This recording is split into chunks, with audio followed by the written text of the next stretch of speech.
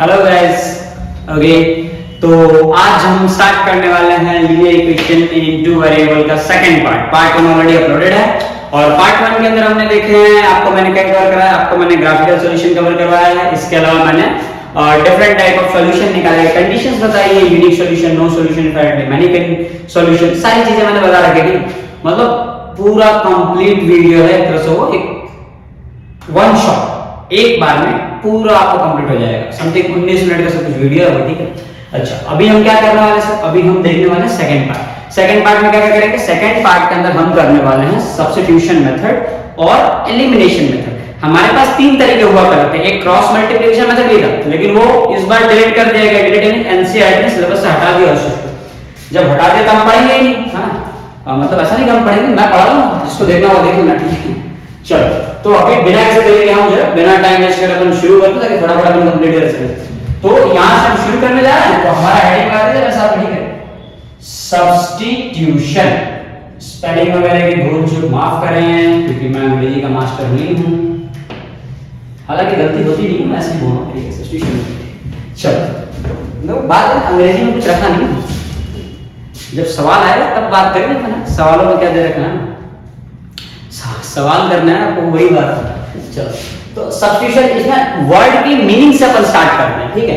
तो substitution word का meaning क्या होता है, तो सब्स्टिट्यूशन का मतलब ये होता है कि जब हम एक चीज को रिप्लेस करें, ठीक है, उसकी वैल्यू से होगा, ठीक है। इंग्लिश का वर्ड है सब्स्टिट्यूशन, वैसे जब अपन क्वेश्चन करेंगे तो आप बेहतरीन तरीके से समझ पाएंगे, ठीक है। आइए एक क्वेश्चन करते हैं, ठीक है। तो सब्स्टिट्यूशन कैसे अपन कर सकते हैं, जैसे मान लीजिए हमारे पास क्वेश्चन है कि x + y = 10 और x - y की वैल्यू हमारे पास 2 है। ये दो इक्वेशन है, इसे सॉल्व कैसे करेंगे, तो भैया जी इसको सॉल्व करने के खातिर आपको जो है x की वैल्यू, है ना, x की वैल्यू निकालनी पड़ेगी, या तो यहां से या तो यहां से। सिर्फ x से क्यों, y की भी निकाल सकते हैं, बिल्कुल निकाल सकते हैं, आप y की वैल्यू निकाल लो, कोई दिक्कत ना है, ठीक है। लेकिन मैं x, मेरे को x पर्सनली पसंद है ना, x है ना वो x, ठीक है, इसीलिए तो x की वैल्यू को ज्यादातर x निकालेंगे, क्या सीरियस सही है, ठीक है। चलो, तो x की वैल्यू दोनों में से आपको जिस पे दिल आ जाए, ठीक है, जो आपको पसंद आ जाए आप वो वाले x की जो वैल्यू आप निकाल सकते हो, ठीक है। तो मुझे ये वाले x पसंद आ रहा है, ठीक है, अपन इसकी वैल्यू निकाल लेते हैं। तो यहां से x की वैल्यू निकालने के लिए ये -y का पोजीशन शिफ्ट कर रहा हूं, ठीक है। तो यहां पे 2 ऑलरेडी 2 है, अच्छा, -y से क्या हो जाएगा, +y, x की वैल्यू आ जाएगी 2 + y, ये है x की वैल्यू। अब भैया ध्यान से सुनिए, अब ये है x की वैल्यू, निकालनी किसमें से है, सेकंड वाले में से।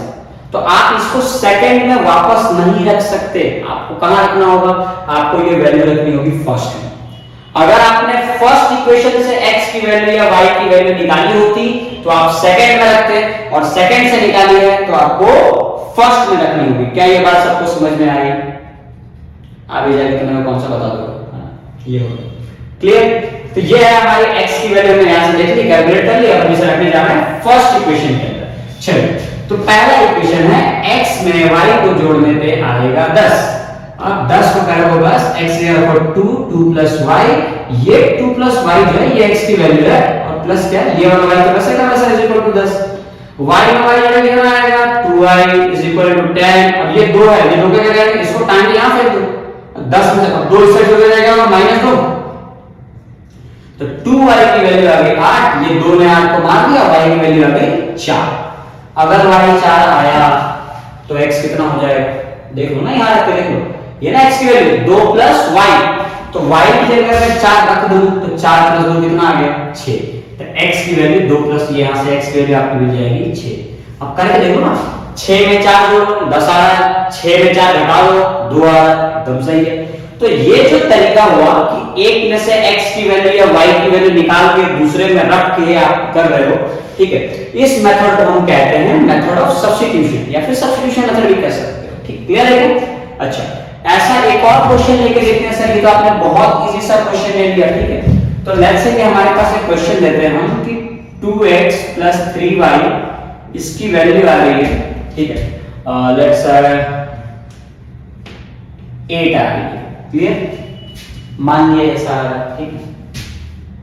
और हमने अगला इक्वेशन रखा कि 3x आ गया, 3x - y = वन ले लिया ऐसे देखिए हमने, ये हमारे पास दो इक्वेशन। अब इसे सॉल्व करके दिखाइए बाय सब्स्टिट्यूशन मेथड। इसे आप फर्स्ट कर दें, इसे सेकंड कर दीजिए। हो गई गलती मेरे से, गलती क्या, गलती कुछ गलती नहीं कहते इसको, है ना। अब कैसे करें, अब इस टाइप के क्वेश्चन के अंदर हम कैसे सेलेक्ट करें, ठीक है। मैं आपको यहां से एक तरीका बता रहा हूं, तरीका ध्यान रखना, ध्यान से सुनना, आंख नाक कान मुंह सब खोल के बैठ जाओ, ध्यान से सुनना, अच्छे से बढ़िया तरीके से सुनना, ठीक है। तो यहाँ पे देखो x का कोफिशिएंट 2 है, यहाँ पे x का कोफिशिएंट 3 है, यहाँ पे y का कोफिशिएंट 3 है, यहाँ पे y का कोफिशिएंट 1 है। आपको ऐसा वेरिएबल सेलेक्ट करना है जिसका कोफिशिएंट 1 हो, ध्यान रखें, ऐसा वेरिएबल सेलेक्ट करना है जिसका कोफिशिएंट हो 1। तो इन सब में से 1 तो मुझे सिर्फ इसका कोफिशिएंट दिख रहा है। ऐसा नहीं है कि आप ये लेंगे तो आपका आंसर नहीं है, आएगा, थोड़ा टिपिकल हो जाएगा, दिखाता हूं कैसे। जैसे मान लीजिए कि अगर हम यहां से x की वैल्यू, ठीक है, चलो यही क्वेश्चन है, ठीक है। अगर मैं यहां से x की वैल्यू निकालूंगा तो क्या हो जाएगा, 3x is equal to minus हो जाएगा, क्या हो जाएगा 1 तो है ना, माइनस से क्या हो जाएगा प्लस y, और यहां से x की वैल्यू आ जाएगी 1 प्लस y डिवाइड बाय 3। तो ये फ्रैक्शन वाला नंबर हो गया, और फ्रैक्शन का हमारे लिए बहुत कॉम्प्लिकेटेड हो जाएगा, ठीक है। अच्छा आप समझ रहे हैं मैं ऐसा क्यों बोल रहा हूं, कोफिशिएंट 1, कोफिशिएंट 1 होने का फायदा क्या होगा कि यहां पे 1 रहेगा तो डिवाइड में कुछ नीचे नहीं आएगा, और नीचे नहीं आएगा मतलब नंबर फ्रैक्शन में नहीं होगा, फ्रैक्शन में नंबर इजी हो जाएगा।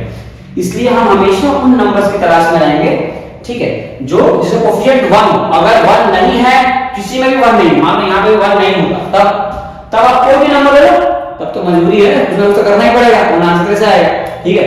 उस केस में आप कुछ भी ले सकते हो। बाकी अगर ऐसे आपको 1 दिख रहा है तो ज्यादा प्रेफरेंस आप उस नंबर को दें, उस टर्म को दीजिए जिसका कोफिशिएंट 1 हो, तो हम यहाँ पे प्रेफरेंस इसको देंगे। तो यहाँ से y की वैल्यू निकालेंगे, -1 माइनस y को टाइम के आप यहाँ फेंक दीजिए, तो क्या हो जाएगा प्लस y, और 1 को टाइम के यहाँ फेंक दीजिए, तो 3x यहाँ ऑलरेडी था, ये प्लस हो जाएगा, क्या हो जाएगा -1। ये किसकी वैल्यू आ गई सर, ये है वैल्यू y की। निकालिए किसमें से, सेकंड में से, रखेंगे कहाँ पे 1 में रख देते हैं, ठीक है। तो फर्स्ट इक्वेशन के अंदर 2x + 3y = 8 दे रखा है, रख दिया हमने, 2x + 3y = 8, यहां पे हमने वैल्यू पुट कर दी। अब 2x को 2x रहने दो, कुछ नहीं कर सकते, अब वैल्यू पुट नहीं करेंगे, करेंगे 3, y की जगह पे क्या हम ये रखेंगे, y की वैल्यू कितनी है 3x - 1, बस रख दो, और इक्वल टू क्या था 8, ये 3y लिखा है और कुछ ना है, ठीक है। तो 2x + 3 3 जा 9x, और 3 * -1 -3 = 8। अच्छा 2 + 9 कितना हो जाएगा सर, 11 हो जाएगा, -3 को टाइम के यहां फेंकेंगे, +3 हो जाएगा, 8 में +3 करेंगे 11 आ जाएगा, यानी 11x की वैल्यू 11 आ गई, 11 से 11 को मार दिया, x की वैल्यू 1 आ गई। अगर x 1 आया तो y कितना होगा, कैसे निकालेंगे, यहां रख दो। तो भैया जी यहां पे 1 रखने पे 3 एकम 3 है ना, 3 * 1 = 3 होता है, 3 एकम 3, और 3 - 1 कितना हो जाएगा 2, तो आपको y की वैल्यू यहां से मिल जाएगी 2। x आ गया, y आ गया, तो इस तरह से हमने जो है इस तरह से एक ये इजी सा क्वेश्चन कर लिया, और एक हमने थोड़ा कॉम्प्लिकेटेड क्वेश्चन लेके भी ट्राई किया, ठीक है। मतलब इस तरह के एनसीईआरटी क्वेश्चन दे रहे थे, तो आप इस टाइप के क्वेश्चन को कैसे सब्स्टिट्यूशन में सॉल्व करेंगे वो भी हमने देख लिया, ठीक है। तो आई होप अब आप जो है इस टाइप के कुछ क्वेश्चंस और अपने आप को कर लेंगे। जैसे कि अगर आपको कुछ क्वेश्चंस करने हो तो मैं एक क्वेश्चन जो है आपको यहाँ पे दे देता हूँ, घर पे जाके आप ट्राई करना, आपसे हो जाए आंसर मुझे कमेंट करके बताना, क्लियर है। तो हमारे पास इक्वेशन है 7x - 2y, 7x - 2y = 10 level, ठीक है। और हमारे पास नेक्स्ट इक्वेशन है 3x - y = ये हो जाएगा 4, ठीक है। दो इक्वेशन दिए मैंने, ट्राई करना, सॉल्व करना, आंसर आ जाए तो कमेंट करके मुझे बताना, वरना हम नेक्स्ट क्लास में इसको डिस्कस कर लेंगे, क्लियर है क्या। चलो तो अब हम करने जा रहे हैं नेक्स्ट क्वेश्चन ही नेक्स्ट मेथड देख लेते हैं। तो जैसा कि अभी तक हम सब्स्टिट्यूशन मेथड देख चुके हैं, अब हमें अगला क्या देखना है, हमें अगला देखना है एलिमिनेशन मेथड। बोलो मेरे साथ, उठाइए दोनों हाथ और बोलिए एलिमिनेशन मेथड। अब ये एलिमिनेशन मेथड क्या होता है, देखिए एलिमिनेशन मेथड इन्हीं क्वेश्चंस को सॉल्व करने का दूसरा तरीका होता है, ठीक है। तो क्या इस क्वेश्चन को इस मेथड से सॉल्व करेंगे तो आंसर सेम आएगा? हाँ बिल्कुल सेम आएगा। अगर क्वेश्चन ये है मेथड कोई भी यूज करो आंसर सेम आएगा। मैं आपको करके दिखा देता हूं। एलिमिनेशन अगेन एक इंग्लिश का वर्ड है। एलिमिनेट करने का मतलब होता है कि आप चीजों को खत्म कर रहे हैं। तो आपको दो वेरिएबल में से एक वेरिएबल को खत्म करना होगा। लास्ट लेक्चर में पार्ट 1 के अंदर मैंने आपको बताया कि सिस्टम ऑफ इक्वेशंस के अंदर अगर दो वेरिएबल है तो उसको सॉल्व करने के लिए दो इक्वेशन चाहिए। यहां पे एक ही इक्वेशन में अगर दो वेरिएबल तो आपको क्या करना होगा? एक वेरिएबल आप एलिमिनेट कर दो, एक खत्म होगा तभी तो वैल्यू आएगी आपकी दूसरे की। ठीक है, तो ऐसे हम करते हैं एलिमिनेट। और एलिमिनेट करने का बेस्ट तरीका क्या है? अगर 5x है तो आप -5x का जुगाड़ कर लो कहीं से, +5x तो -5x क्या हो जाएगा? 0। अगर 7x है तो -7x लेके आ जाओ, -14x है तो +14x लेके आ जाओ, खत्म हो गया एलिमिनेट। झंझट खत्म हुई ना। तो वही चीज अपन करने वाले हैं। जैसे पहला क्वेश्चन हम लेते हैं इक्वेशन कि x में y को जोड़ने पे आ रहा है 10 और x में y को माइनस करने पे आ रहा है 2। अब हम क्या करेंगे क्योंकि अब हमको साफ-साफ दिख रहा है कि y पॉजिटिव y नेगेटिव है। कुछ करना ही नहीं है, जोड़ दो, +y -y कट गया, x + x आ गया 2x और 10 में 2 जोड़ोगे आ गया 12। ये 2 6 आ गया तो x की वैल्यू आ गई आपकी 6। x 6 आ गया। अब ये 6 में क्या ऐड करने पे 10 आएगा? 4। तो 6 में 4 ऐड करने पे 10 आ जाएगा, यानी x आपकी y की वैल्यू जो है 4 आ गई। आप देख सकते हो यहाँ पे y 4 x 6, जो वैल्यू वहां आएगी वही वैल्यू यहां आएगी, चाहे मेथड आप कोई भी लगाओ। क्लियर सभी को? डन।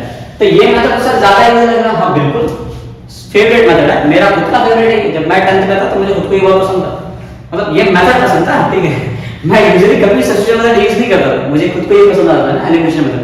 तो एलिमिनेशन आपको छोटा पड़ेगा, इजी पड़ेगा और मजा आएगा करने में। ठीक है, जैसे ये क्वेश्चन है, अब इस क्वेश्चन को हम करते हैं। तो हमारे पास अगला क्वेश्चन है 2x + 3y = a और यहां दे रखा है 3x - y = 1। अब इसे कैसे एलिमिनेट करोगे सर?